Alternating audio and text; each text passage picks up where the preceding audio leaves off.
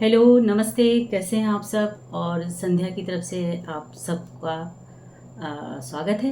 और आज हम बात करते हैं, जब हम अपनी बेटियों को ससुराल भेजने की तैयारी करते हैं और हमारा एक ही मिशन होता है कि हमारी बेटियां ससुराल में अच्छे से निभ जाएं, सारे रिश्ते निभा पाएं, प्यार से रह पाएं और उसका जीवन साथी उसके साथ हो, फैमिली उसके साथ हो और जीवन बहुत अच्छे से उसका संवर जाए और उसका घर बन जाए।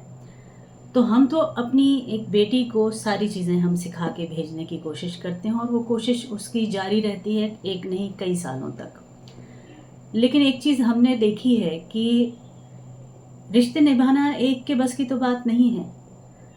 हम सबको कोशिश करनी पड़ती है। एक तरफ़ा कोशिश किसी की कामयाब कभी नहीं होती है। अब अगर शादी हो जाने के बाद जिस घर में वो गई है और उसका जीवन साथी उसके साथ साथ ना चले, उसके साथ साथ उसको सपोर्ट ना करे, क्योंकि उसको सेटल कराने में उस परिवार में बहुत बड़ा हिस्सा होता है उस जीवन साथी का, उसके पति का।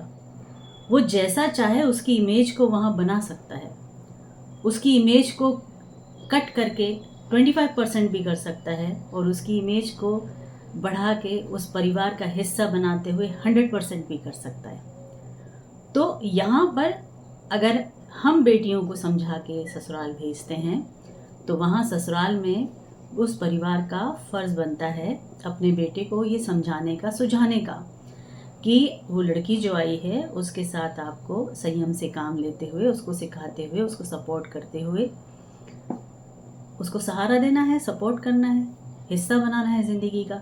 लेकिन आप देखें कि उस फैमिली में जाने के बाद अगर मैं खुद वहाँ की बहू हूँ तो मुझे ये रियलाइज़ होता है कि जो जिससे हमारी शादी की गई है बेचारा वो भी परेशान है, वो हमसे ज़्यादा परेशान है।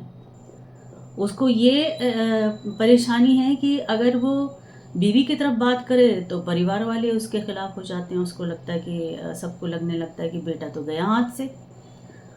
और अगर वो माँ की तरफ और फैमिली की तरफ बात करें तो बहू को लगता है कि लो, हम तो जिस जीवन साथी के साथ बन के इस घर में आए हैं वो तो हमारी बात समझता ही नहीं, उसको एहसास ही नहीं है हमारी सच्ची बातों पर यकीन करने का, वो हमारी बात सुनने ही नहीं चाहता है।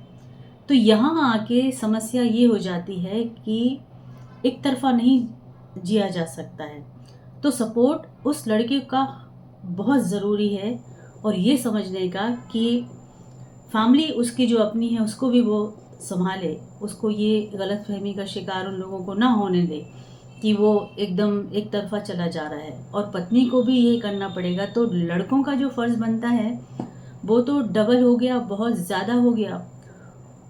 तो यहाँ पे आज हम ये कहना चाहते हैं कि जिस घर का वो लड़का है उस घर का आज फ़र्ज़ बनता है कि अपने बेटे को, उसके पारिवारिक जीवन को, उसके परिवार को सेटल होने में, उनको अच्छे से रहने में सहयोग करें। इस तरह का ताना बाना नहीं बनाए कि रोज़ एक क्वेश्चन मार्क के साथ सुबह हो और रात एक लड़ाई के साथ ख़त्म हो। ऐसे आप करते रहेंगे तो 2-4 साल में सारे रिश्ते दाएं बाएं हो जाएंगे और जो फैमिली के बड़े लोग हैं वो अकेले रह जाएंगे।